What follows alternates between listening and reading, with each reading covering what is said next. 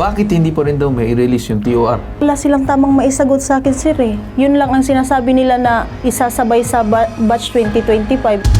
Nandito na yung mismong complainant, yung mismong dating estudyante ninyo na nakapagbayad na ng kanilang tuition at nakapag-graduate na sa inyong school. Nawawa naman yung bata kung naghahanap ng trabaho, malamang sa malamang, walang may papakitang TOR yan, hindi matatanggap. Kapag hindi po yan justifiable, yung delay ng pag-release ng TOR, pwede pong makansila or maribo yung kanilang pong permit. Isa po sa mga prinsipyo, pagbibigay ng lahat ng available records ng eskwelahan para sa estudyante, particular yung transcript of records na yan. Mary the Queen College of Quezon City Incorporated. Ayusin nyo na itong mismong TOR ng lumapit sa amin na si Ma'am Mendez. Kayo ay nag-graduate noong 2023 pa dun sa inyong eskwelahan. Tama ba? Matanong ko lang, ano bang kurso ang inyong napasa? Bachelor of Science in Tourism Management po. 2023, nag-graduate ka, nagmarcha ka. Matanong ko lang, ma'am, ikaw ba ay nakapag-final clearance? Opo, sir. Clearance. So lahat, from all the departments, professor mo, subject mo, accounting, registrar, lahat cleared ka. Yes po. So wala ka naging any pending. Kamusta naman yung ating mga grades? Wala naman din problema. Wala naman po. So wala naman din naging rason kung bakit hindi ka dapat mabigyan ng TOR. Yes, sir. Yung prof ko po nagkamali po siya ng paglagay ng grade sa card ko po. 5 yung nalagay niya po. Kinausap ko po siya. So ito ba ay na-correct na yung maling grade? Yes po. Gumawa po siya ng certification po. Okay. Yung certification ba ay nasa iyo? Nasa akin po. May kopya ka? Meron po. Nung ikaw ay nag-clearance nung nakaraang 2023 bago mag-graduate, nag-go signal na sila na okay ka para magmarcha. Tama ba? Kagaya na nakita natin picture, nagmarcha ka, di ba? Sa graduation. Pagkatapos ng graduation, hiningi mo ba yung TOR sa kanila? Opo, sir. Sabi po sa akin na 6 to 1 year daw po bago po makuha yung TOR po. 6 months Oo. to 1 year ang pagbigay ng TOR sa'yo? Pagkatapos ng isang taon ba or 6 months, binalikan mo sila? Bumalik po ako, sir, nung September po, nung 2024 pa po. September 2024, bumalik ka para kunin. Opo. Anong sinabi at anong sagot ng eskwelahan? Kinausap ko po yung prof ko po, sir, kasi nagpunta na po ako sa registrar. Sabi po, ang card ko po daw may nakalagay na re-enroll. Hindi pa po naaayos yung card ko po. Tapos pinuntahan ko yung prof ko nun, si Sir Superalis po. Tapos dala-dala ko yung certification. Ngayon nagpunta siya sa registrar. Sabi po ng mga taga-registrar, "Sir, okay na po to, ganito, ganyan. Sasabay na lang po namin sa batch 2025. So makatuwid, okay naman lahat na i-correct na ang mga dapat i-correct, kagaya ng mga grade na binabanggit kung saan nagkamali. Ngayon, naitama naman na lahat. Tama?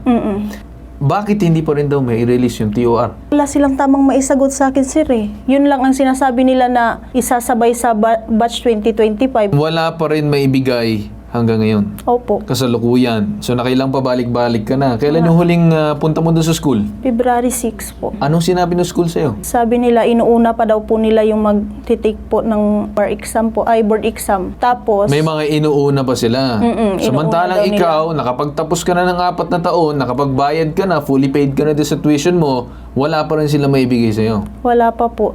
So, sinubukan natin kuhanin ng Hepda, sige babitag mo ang pahayag ng Mary Queen College of Quezon City Incorporated. Pero, kinakailangan pa raw ng advice mula sa kanilang legal team. Abay, bakit kaagad legal team? Pinag-uusapan lang naman dito, TOR, kayo lang naman nag-hold ng record dyan.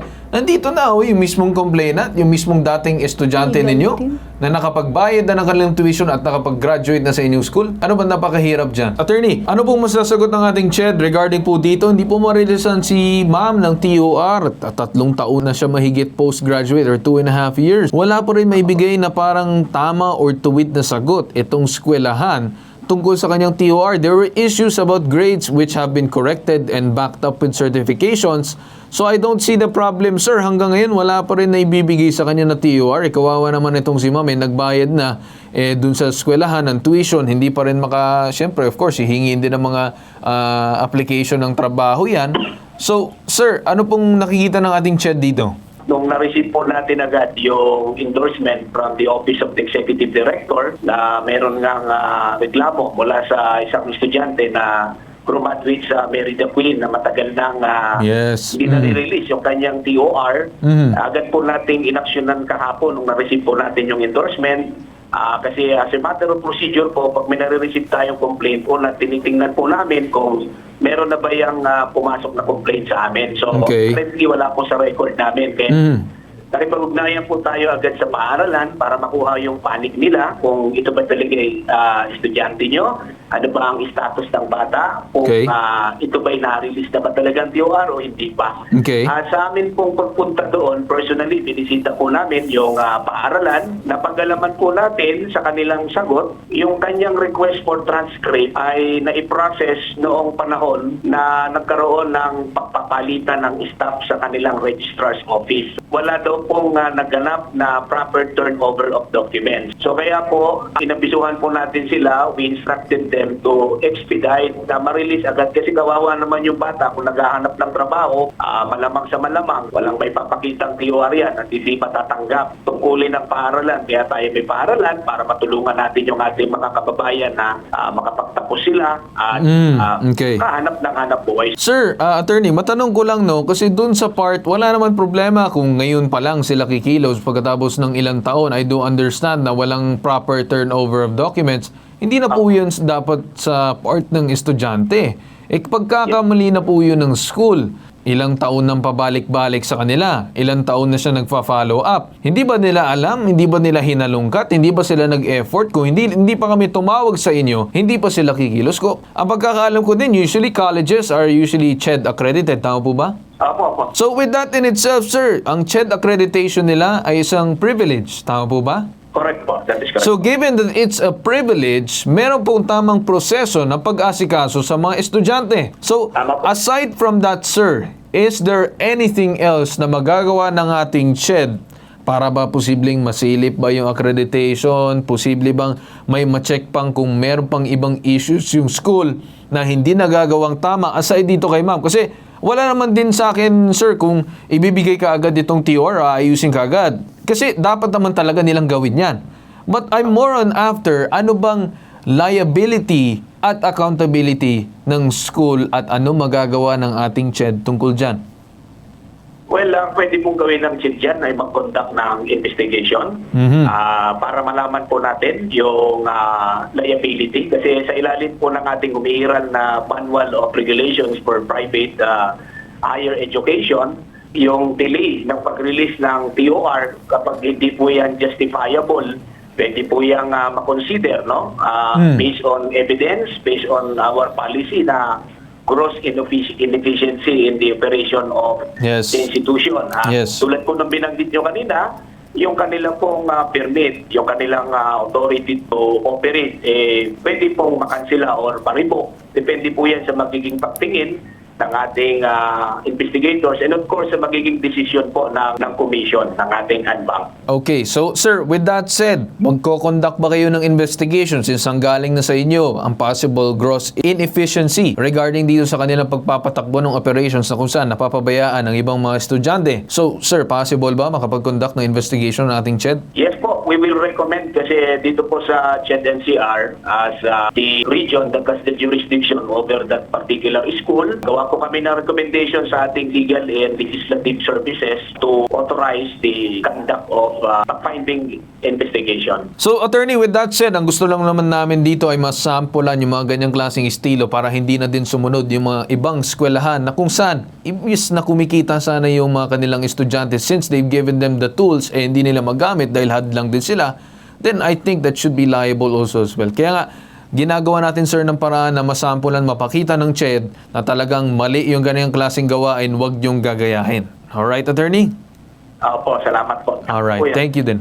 Nakikisa po tayo doon sa ating kompanyero, si Atty. Richie, doon po sa kanyang mga sinabi. At kaysa po tayo doon sa pagkakapahayag niya na pwedeng gawa ng investigasyon. So, kasi meron nga pong Manual of Regulations for Private Higher Education at yan po yung pinapatupad ng Commission on Higher Education. At isa po sa mga prinsipyo na nasa likod po ng manual na ito, Ginoong Cartul po, Okay. yung prinsipyo ng pagbibigay ng lahat ng available records ng eskwelahan para sa estudyante, particular yung transcript of records na yan. Kailangan po kasi ang transcript of records na yan para po sa pag-apply ng trabaho, gaya po ng sinasabi nyo. Pero higit pa po roon, lalo na kung gusto pong magpunta sa ibang bansa. Yan po ang magiging batayan ng academic qualification Tama. ng isang estudyanteng Pilipino. Yes. Now, if there is no TOR na ipipresenta ng estudyanteng Pilipino na nagnanais either mag-aral pa sa ibang bansa o di kaya magtrabaho na sa ibang bansa, ang laking danyos perjuicios po niyan. Tama. At yun po, paglabag na po yan sa Artikulo 19, 20, 21 ng Kodigo Sibil ng Pilipinas. In the discharge of their rights and obligations, the Commission on Higher Education must see to it na wala po silang nalalabag na karapatan ng publiko ang kanilang pinaglilingkuran, particular the public of the studentry. Ginoong culture po. With that said, Attorney, maraming salamat po sa inyo. Sa sinabi ni Attorney Batas, uulitin ko lang bago tayo magtapos sa ating programa, na magkoconduct yung tinatawag natin na eskwelahan, ang tinatawag na operations, wala po silang maagrabyado na karapatan ng mga estudyante. Ang TOR ay isa pong karapatan yan na dapat makuha. So again, kaya ako sinasabi sa Chad kanina na dapat talaga gawa na ng investigasyon and gawa ng legal na action yan. Kasi kung hindi, gagayan at gagayan ng ibang mga school yan. Hindi lang ito unang beses, marami ng beses kami narinig ng mga ganitong klaseng estilo. So once again, Mary the Queen College of Quezon City Incorporated. Yan, pakita natin yung picture. Ayusin at ayusin nyo na itong mismong TOR ng itong lumapit sa amin na si Ma'am Mendez.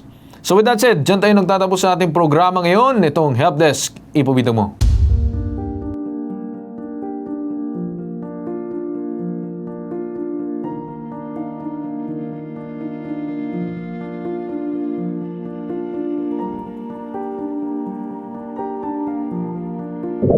Maraming salamat po sa Lutal at sa buong team sa pagtulong po sa akin. Nakuha ko po ang aking TOR na matagal ko na pong inaantay. God bless po.